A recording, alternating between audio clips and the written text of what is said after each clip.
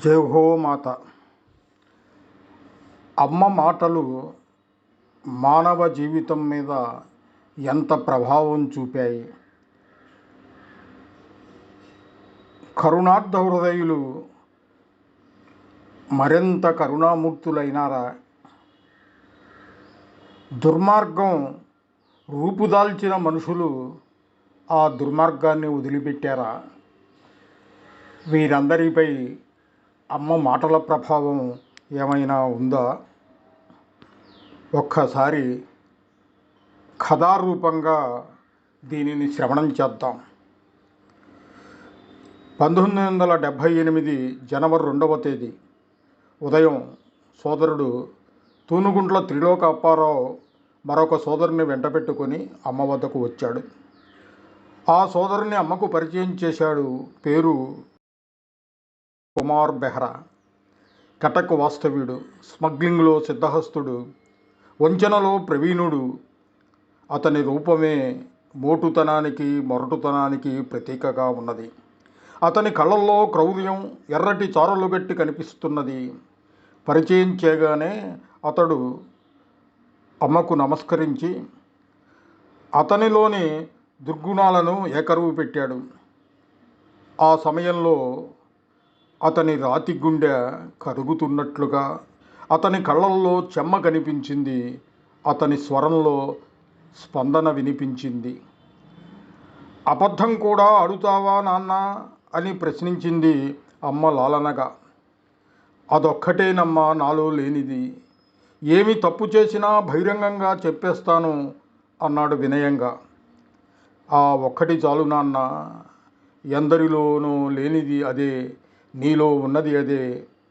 నీవనుకునే అన్ని అవగుణాలు ఆ ఒక్క సుగుణం ముందు మరుగున పడిపోతాయి. నన్ను బాగు చేయమ్మా అని వేడుకొన్నాడు అతడు.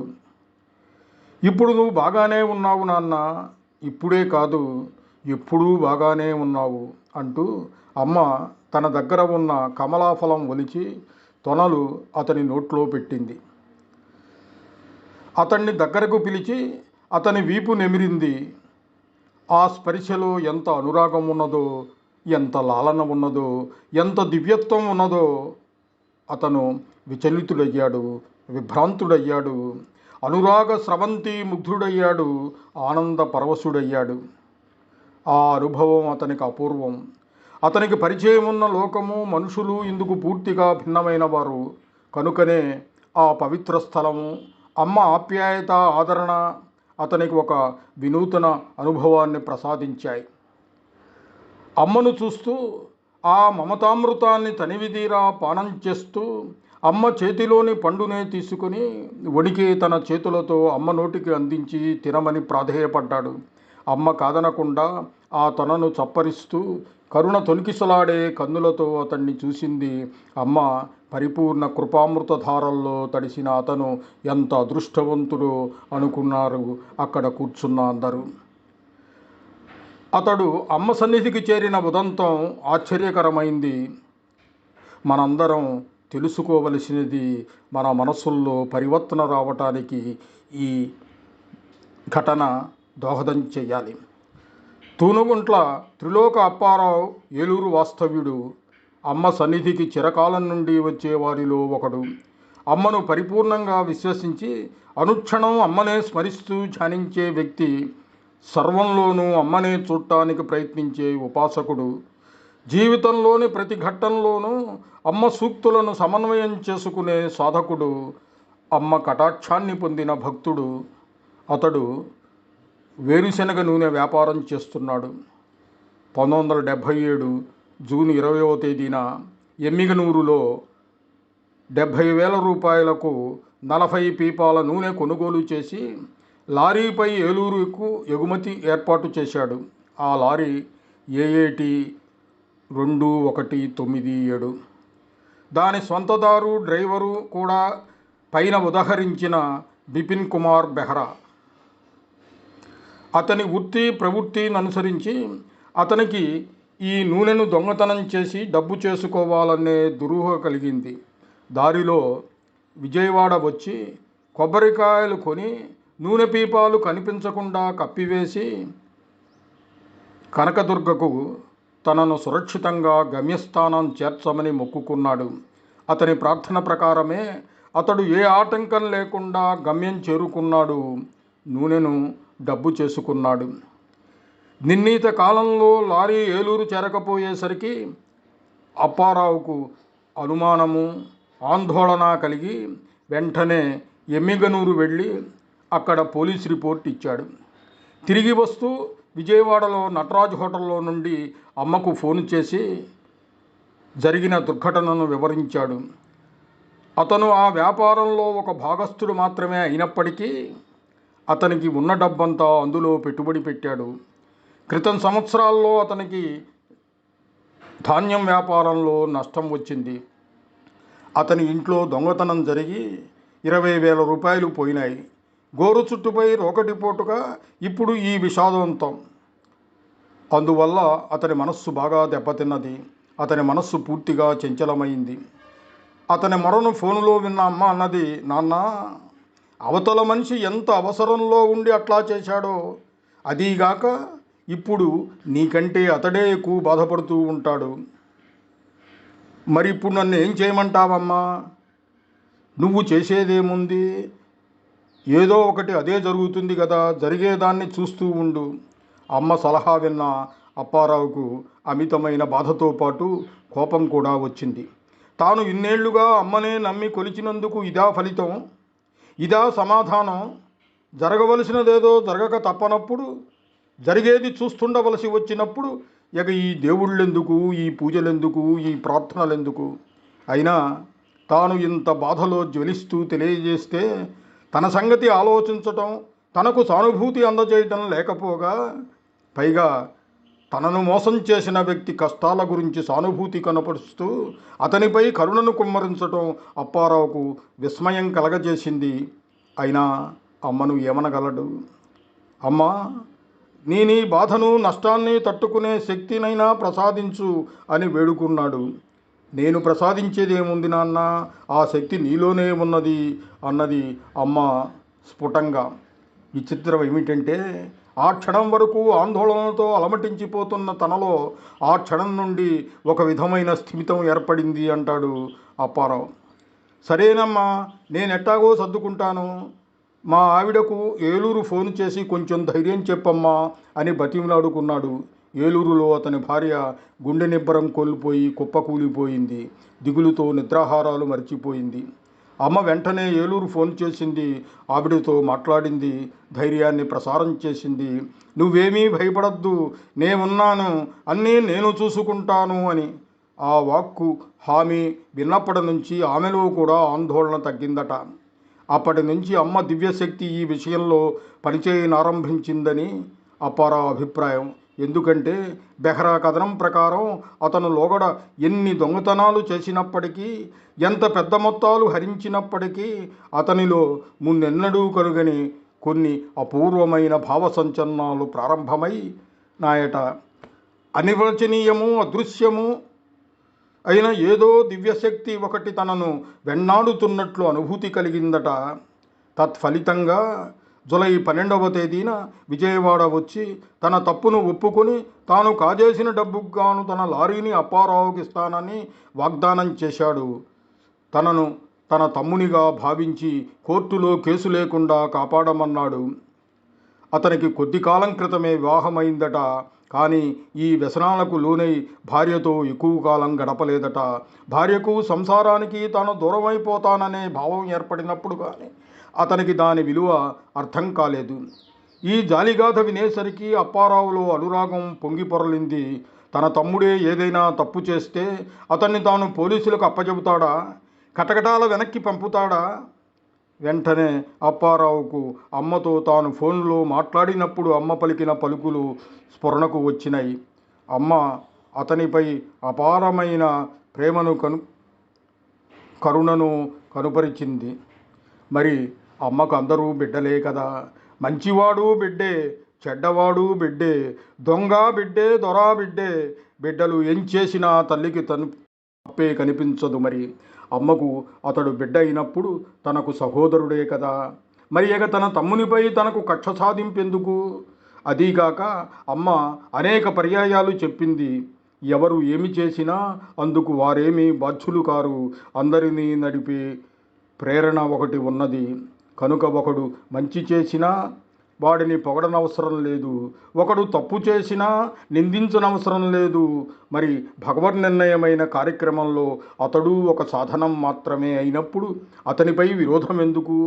ఎప్పుడూ అమ్మ తత్వాన్ని, అమ్మ వాక్యాలను ప్రోక్షణ చేసుకుంటూ ఇతరులకు బోధించే తాను తన విషయం వచ్చేసరికి పారిపోతే ఎలా? అమ్మకు అందరూ బిడ్డలైనప్పుడు లోకంలో అందరూ తనకు సోదరులే కదా. అసలు అమ్మ మనస్సులో విశ్వ సహోదర భావం కలిగించేందుకు తాను విశ్వజనని సంభావనను ప్రపంచానికి ప్రసాదించిందా?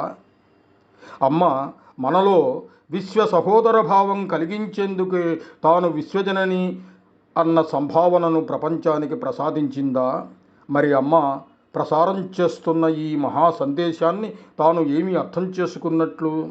ఆచరణ లేని ఆదర్శానికి ప్రయోజనమేమున్నది? ఇట్లా ఆలోచనలు అంతరంగంలో తరంగితమయ్యేసరికి అప్పారావులో బెహ్రాపై అవ్యాజమైన అభిమానం ఏర్పడింది. అతన్ని ఎలాగైనా రక్షించాలనే అభిప్రాయం కలిగింది. అలా అతనికి వాగ్దానం చేశాడు. ఈలోగా బెహ్రా అన్నదమ్ములు చాలా వక్రగతుల్లో ఆలోచన చేసి లారీ అప్పారావుకి ఇవ్వవద్దని సలహా ఇచ్చారు. కానీ బెహ్రా వారి సలహాను సమ్మతించలేదు. జూలై 21వ తేదీన బెహ్రా ఆదోని మెజిస్ట్రేట్ కోర్టులో లారీని అప్పగించాడు. అంతకుముందే 407వ సెక్షన్ కింద కేసు రిజిస్టర్ అయినందువల్ల బెహ్రాను ఆదోని తాలూకా జైల్లో బంధించారు. అక్కడ అతనికి ఒక అనుభవం అయింది. తనతో పాటు కారాగారంలో ఉన్న 2 ఖైదీలు మాట్లాడుకుంటూ ఉండగా అతను విన్నాడు. ఒక ఖైదీ మరో ఖైదీని అడిగాడట, తాను ఏమి తప్పు చేస్తే శిక్ష విధించబడింది అని. తన కుటుంబం పస్తులతో ఉంటే చూడలేక అతడు అరబస్తా ధాన్యం మాత్రం దొంగతనం చేశాడట. రెండో అతను కూడా చాలా చిన్న దొంగతనం, అది అత్యవసరమై చేశాడట. ఆ సంభాషణ విన్న బెహ్రాలో పశ్చాత్తాపం రగిలింది. వాళ్ళు అత్యవసర పరిస్థితుల్లో చాలా చిన్న దొంగతనాలు చేస్తేనే వాళ్లకు శిక్ష తప్పలేదు. మరి తాను ధన ప్రలోభంతో, విలాస జీవితంపై వ్యామోహంతో ఒక ఉత్తముని మోసం చేసి ధనం అపహరించాడు కనుక తాను శిక్ష అనుభవించడం న్యాయం. మరి తాను శిక్ష అనుభవిస్తూ బందీఖానాలో ఉంటే తనను నమ్మి తన జీవితాన్ని పంచుకున్న ఉత్తమురాలైన భార్యగతి ఏమిటి? దుస్సహమైన ఈ ఆలోచనలతో కన్నీటి ధారలతో అప్పారావును వేడుకొన్నాడు. అప్పారావు ఇచ్చిన హామీ వలన బెహ్రా తాత్కాలికమైన విడుదల పొందాడు. డిసెంబరు చివరి వారంలో ఆదోని కోర్టులో విచారణ. బెహ్రా, అప్పారావు ఇద్దరూ ఆదోని వెళ్ళారు. క్షణక్షణానికి అప్పారావులో సోదరభావం ఉత్తుంగ తరంగితమై అతన్ని నిలువెల్లా ఆక్రమించి అతని రక్తంలోని కణకణాన్ని మధుర భావన ప్రభావితం చేసి అతని సమస్త నాడీ మండలాన్ని సముత్తేజపరిచి కర్తవ్యోముఖుని చేసింది. బెహ్రాను ఎట్లాగైనా గత మార్గాన్నించి మళ్లించి ఉత్తమ మానవునిగా, సత్పాదునిగా తీర్చిదిద్దాలనే పట్టుదల మనసంతా నిండిపోయింది. కనుకనే బెహ్రాను వెంటబెట్టుకుని మహానంది, మంత్రాలయం వగైరా పుణ్యక్షేత్రాలన్నీ చూపించాడు. ఎన్నో కథలు, గాథలు వివరించాడు. సమయం దొరికినప్పుడల్లా అమ్మ గురించి తెలియజేశాడు. అమ్మ ప్రేమమూర్తిని విపులీకరించాడు. పాపుల ఎడల, పతితుల ఎడల అమ్మకు గల ఔదార్యము, క్షమ, అనురాగము సోదాహరణంగా బోధించాడు. పుణ్యశీలులను, పావన చరితులను, సన్మార్గులను ప్రేమించి గౌరవించే వ్యక్తులు ఎక్కడైనా ఎందరైనా ఉండవచ్చును కానీ పాపులను కూడా నా బిడ్డలే అని అనుకోవటమే కాక బాహటంగా ప్రకటించి వారిని తన ఒళ్ళో చేర్చుకొని ఓదార్చే వ్యక్తులను జీవితంలో కానీ, లోకంలో కానీ, చరిత్రలో కానీ మరెక్కడా చూడలేదని ఉద్ఘాటించాడు. తనకు అమ్మే ఆదర్శమన్నాడు, అమ్మే ఆరాధ్యమన్నాడు, అమ్మే సర్వస్వమన్నాడు. తన జీవితానికి ఆధారము, ఆలంబము, గమ్యము అమ్మేనన్నాడు. తనకే కాదు సర్వలోకానికి, సమస్త జీవులకు, సర్వ సృష్టి స్థితి లయాలకు మూలం అమ్మేనని తన విశ్వాసం అన్నాడు. బెహ్రా అన్నీ విన్నాడు, అంతా జీర్ణించుకున్నాడు. అతనికి తానొక కొత్త లోకానికి వచ్చినట్లుగా ఉన్నది. వీళ్ళందరూ మానవులుగా కనిపించటం లేదు, దేవతలుగా దర్శనమిస్తున్నారు. అపకారులకు ఉపకారం చేయటం నేర్పరి లక్షణంగా తాను విన్నాడు, కానీ అది సహజ గుణంగా కలవారిని తానింతవరకు చూడకపోవటమే కాదు, వినను కూడా లేదు. సాధారణ మనుషుల్లో ఇంత గొప్ప గుణం ఆదర్శమేననుకున్నాడు, కానీ లోకంలో ఇటువంటి వ్యక్తులను తాను ఎరగనన్నాడు. కనుకనే అవినీతిపూరితమైన గత నికృష్ట నీచ జీవితం అంటే తనకు అసహ్యం అనిపించింది. నిజాయితీ జీవితంలోని సుధా మాధుర్యం తనను ఆకర్షించింది. శేష జీవితం పవిత్రంగా గడపాలనే దృఢ నిశ్చయం కలిగింది. డిసెంబరు 31వ తేదీ తీర్పు చెప్పారు. బెహ్రాకు ఆనాడు కోర్టు ముగిసే వరకు నిర్బంధము, 2000 రూపాయల అపరాధము విధించారు. బెహ్రా వద్ద పైకమేమీ లేదు. తన బంధువులెవరూ తన కోసం రాలేదు. ఆ సమయంలో అప్పారావు తానే ఆ పైకాన్ని న్యాయస్థానంలో కట్టి అతన్ని విడుదల చేయించాడు. అతను ఒక్క క్షణం వృధా పోనీయక అమ్మను చూపించమని అప్పారావును వేడుకున్నాడు. ఇద్దరూ కలిసి జిల్లెళ్లమూడి వచ్చారు. అనుక్షణం అమ్మ సూక్తులను అధ్యయనం చేసే తనకు ఒక క్లిష్ట పరిస్థితుల్లో అమ్మ సందేశాన్ని ఆచరణలో పెట్టగలిగిన హృదయాన్ని ప్రసాదించినందుకు అప్పారావు అమ్మ పాదాలకు ప్రణమిల్లాడు. తనకొక కొత్త మార్గాన్ని చూపి కొత్త జీవితాన్ని ప్రసాదించినందుకు బెహ్రా అమ్మ ముందు మోకరిల్లాడు. ఇద్దరిని చెరొక చంకలోకి తీసుకుని ఆనందపరవశురాలైన విశ్వజనని నయన యుగళిలో వెలిగిన కాంతిరేఖలతో ఆ గదెంత దివ్య దీప్తి భాసితమైంది. ప్రతివాడు అప్పారావు వలె ప్రతి తోటివాడిని తోబుట్టువుగా భావించి ప్రేమించగలిగితే అమ్మను విశ్వజననిగా ఆరాధించే మన పూజలకు సార్థకత కలుగుతుంది. అవతారమూర్తి అమ్మ అందరినీ తన బిడ్డలుగా చూడటంలో ఆంతర్యం. మనమందరం ఒక తల్లి బిడ్డలమే అన్న భావం మనలో పాదుకొల్పటమే కదా. అది మనం అర్థం చేసుకొని ఆచరించగలిగితే, ఆ భావం మన రక్తగతమైతే అప్పుడు మనందరం అమ్మకు నిజమైన వారసులమవుతాము. ఆ రక్తమాంసాన్ని పంచుకు పుట్టిన వాళ్ళమవుతాము. అప్పుడు ఈ లోకం నాకం కాదు. కొండముది రామకృష్ణన్నయ్య వ్రాసిన ఈ వ్యాసం మనందరికీ ఆచరణీయం కావాలి. జై హో.